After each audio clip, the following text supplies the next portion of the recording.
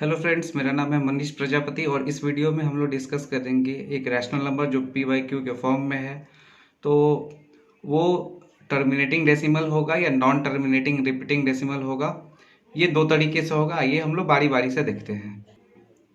पहला जो तरीका है वो है लॉन्ग डिवीजन मेथड और दूसरा जो तरीका है वो है प्राइम फैक्टराइजेशन मेथड। हम लोग डिनोमिनेटर का प्राइम फैक्टर्स निकालेंगे और तब डिसाइड करेंगे कि एक given rational number is terminating और नॉन टर्मिनेटिंग रिपीटिंग डेसिमल।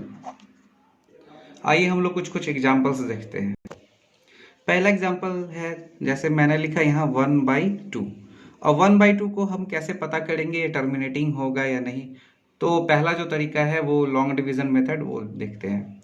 तो यहाँ पर क्या करेंगे कि 2 को हम लोग 1 को हम लोग 2 से डिवाइड करेंगे। न्यूमरेटर ऊपर में, डिनोमिनेटर नीचे। न्यूमरेटर है 1, डिनोमिनेटर है 2। तो 1 को हम लोग 2 से डिवाइड करेंगे तो न्यूमरेटर यहाँ पर, न्यूमरेटर जो है वो डिनोमिनेटर से छोटा है, तो यहाँ पर हम लोग एक डेसिमल लगाएंगे तो यहाँ पर एक पॉइंट आ जाएगा। फिर ये 5 टाइम्स हो जाएगा 10, रिमाइंडर हो गया 0।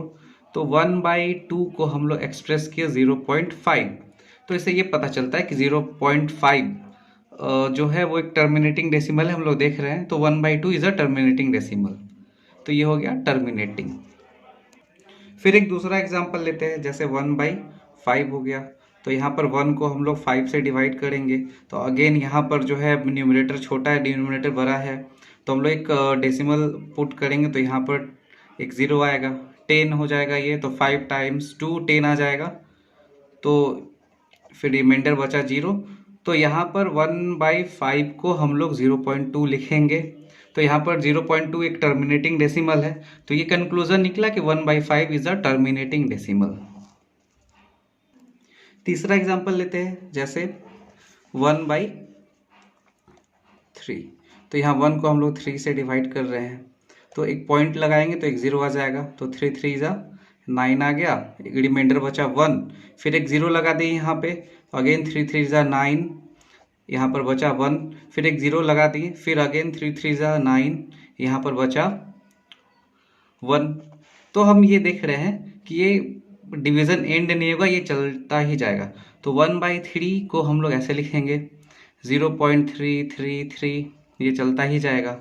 या 1/3 को हम लोग ऐसे भी लिख सकते हैं 0.3 और इस पर रिपीटेशन मार्क लगा दिए, रिकरिंग मार्क लगा दिए। तो हमको कंक्लूजन मिलता है कि 1/3 is a non terminating repeating decimal. तो इस तरह से और भी कई सारे एग्जांपल्स हैं जो हम लोग डिवीजन मेथड से पता कर लेंगे कि गिवन रैशनल नंबर टर्मिनेटिंग होगा या नॉन टर्मिनेटिंग रिपीटिंग होगा। आइए अब दूसरे तरीके पे डिस्कस करते हैं, जो कि है प्राइम फैक्टराइजेशन ऑफ डिनोमिनेटर। हम लोग डिनोमिनेटर का प्राइम फैक्टराइजेशन करेंगे और तब डिसाइड करेंगे कि एक गिवन रैशनल नंबर टर्मिनेटिंग होगा या नॉन टर्मिनेटिंग रिपीटिंग होगा डेसिमल फॉर्म में। फ्रेंड्स, हमको ये पता है कि एक रैशनल नंबर को हम लोग p/q के फॉर्म में एक्सप्रेस करते हैं। p हो गया न्यूमरेटर, q हो गया डिनोमिनेटर। p और q इंटीजर्स होने चाहिए, q नॉट इक्वल टू 0। यहाँ पर एक कंडीशन है कि if q is equal to 2 to the power m into 5 to the power n, अगर q का प्राइम फैक्टर्स 2 हो या 5 हो या बोथ हो, तो ये जो गिवन रैशनल नंबर होगा ये टर्मिनेटिंग डेसिमल होगा, नहीं तो नहीं होगा। एक रैशनल नंबर p/q के फॉर्म में है और अगर इसका जो डिनोमिनेटर है, p हो गया न्यूमरेटर, q हो गया डिनोमिनेटर, अगर q को हम लोग एक्सप्रेस कर सके 2 to the power m into 5 to the power n के फॉर्म में, सिंपल सा बात है कि अगर सिर्फ और सिर्फ 2 हो या 5 हो या 2 और 5 दोनों एक साथ हो प्राइम फैक्टर्स डिनोमिनेटर का, तो जो गिवन रैशनल नंबर होगा वो टर्मिनेटिंग होगा। If q is equal to 2 to the power m into 5 to the power n, where m and n are whole numbers. Whole numbers ये होने चाहिए होल नंबर्स। होल नंबर्स पता ही है 0 से start होते हैं। आइए हम लोग कुछ कुछ एग्जांपल्स देखते हैं तो ये आपको क्लियर हो जाएगा। जैसे पहला एग्जांपल लेते हैं 1/2। तो 1/2 को हम लोग एक्सप्रेस कर सकते हैं 0.5। तो यहाँ पर हम देख रहे हैं कि डिनोमिनेटर में सिर्फ और सिर्फ 2 है और ये टर्मिनेट कर गया, तो 1/2 एक टर्मिनेटिंग डेसिमल होगा।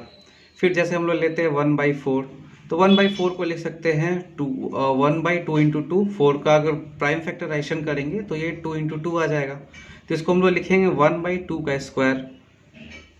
तो इसका जो वैल्यू आता है वो 0.25। हम जानते हैं कि 1/4 को अगर डेसिमल में एक्सप्रेस करेंगे तो ये 0.25 आएगा, तो ये भी टर्मिनेट कर रहा है, तो ये टर्मिनेटिंग डेसिमल हो गया।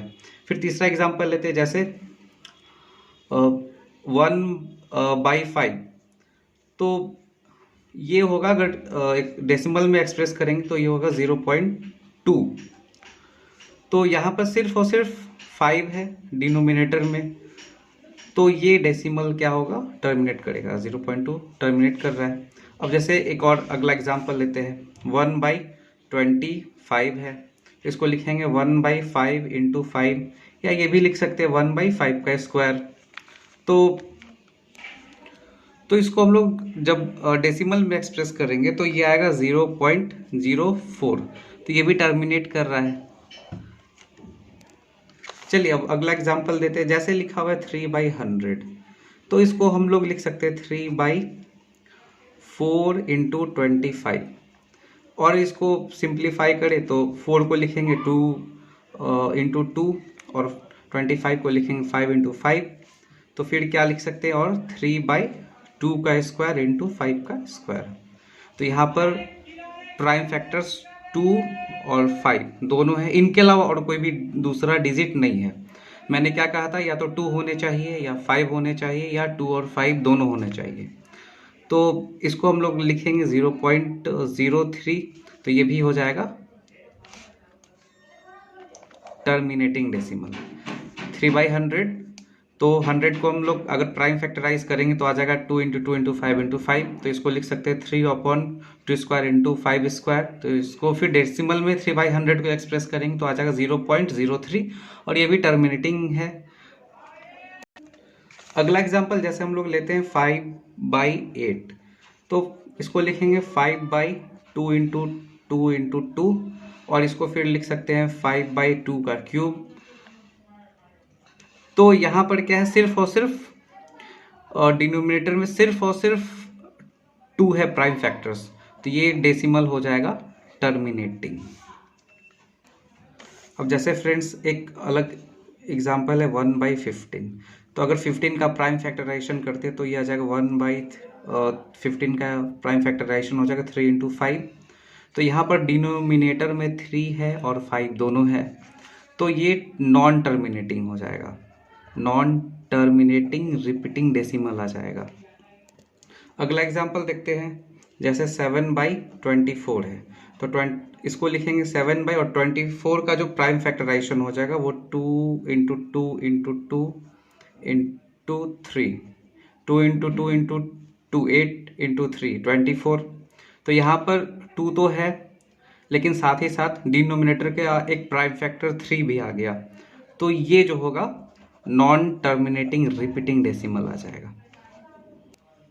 अब जैसे अगला एग्जांपल हमने लिया 3/150, तो ये हो गया 3, और 150 को जब हम लोग फैक्टराइज करेंगे तो आ जाएगा 2 इंटू 3 इंटू 5 इंटू 5, ये आ जाएगा। अब आप कहोगे कि यहाँ पर तो 3 आ गया प्राइम फैक्टर्स में, तो यहाँ पर ये जो 3/150 होगा ये नॉन टर्मिनेटिंग रिपीटिंग डेसिमल होना चाहिए, क्योंकि बाय डिफिनेशन सिर्फ और सिर्फ 2 हो या 5 हो या 2 एंड 5 बोथ हो, इसके अलावा और कुछ होगा तो ये नॉन टर्मिनेटिंग रिपीटिंग डेसिमल आ जाएगा। लेकिन ये टर्मिनेटिंग डेसिमल है, क्योंकि यहाँ 3 और यहाँ 3 ये दोनों कैंसिल आ जाएगा, तो फिर हो जाएगा 1/2 इंटू 5 इंटू 5, या इसको लिख सकते हैं 1/2 इंटू 5 का स्क्वायर, तो फिर ये आ जाएगा टर्मिनेटिंग डेसिमल।